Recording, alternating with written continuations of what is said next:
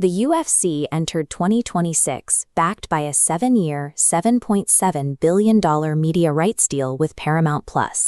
It is the largest influx of guaranteed capital in the history of mixed martial arts, yet the financial stability of the athletes is shattering. While the corporation secures billions, the entry-level pay for fighters remains at $12,000 to show and $12,000 to win. The pressure on the roster is high enough that active fighters are increasingly launching OnlyFans accounts to fund their training camps and daily expenses. Ronda Rousey publicly criticized this environment, describing the promotion as a dead end for fighters seeking long-term security. The organization operates as a high-margin financial utility, optimizing every facet of the sport for the benefit of the balance sheet. TKO Group Holdings, the entity formed by merging the UFC and WWE, reported $1.58 billion in adjusted profit for 2025. Management immediately funneled that capital into a $1 billion stock buyback program, a move that flows directly to the private equity backers and institutional investors at the top. This strategy rewards executives like CEO Ari Emanuel, whose compensation packages are heavily weighted toward these shareholder returns. The record growth seen at the corporate level is subsidized by the wage crisis occurring at the bottom of the roster. Historically, a UFC champion's wealth was tied to their ability to sell event buys. If a main event moved the needle on pay-per-view, the fighter took a direct cut of the profit. The $7.7 billion Paramount deal changed that flow. Fights are no longer sold as individual events. They are bundled into a single monthly streaming subscription.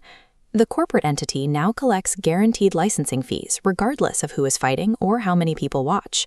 Without a direct count of event buys to leverage, athletes have lost their strongest bargaining tool. In its place, TKO has introduced engagement bonuses, subjective payouts based on watch time and social media metrics that the company calculates internally. This structure effectively separates corporate profitability from the individual success of the athletes.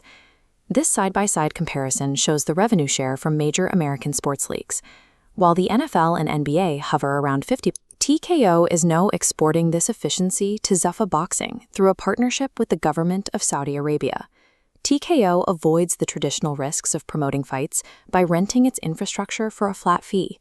The company collects a $10 million management fee and splits the profit for every event without taking on the liability of the show.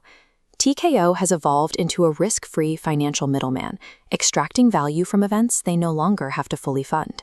TKO has turned the uncertainty of combat into a predictable, high-margin media asset. This boardroom represents a group that has successfully de-risked their wealth, leaving the physical and financial uncertainty to the athletes in the cage. The company is now targeting $5.7 billion in revenue for 2026. Achieving that goal depends on a labor force that continues to accept the current distribution of wealth. The business of sports is governed by the balance sheet, not the score. Like the video and subscribe to the Viral Scope. Let us know in the comments which industry we should audit next.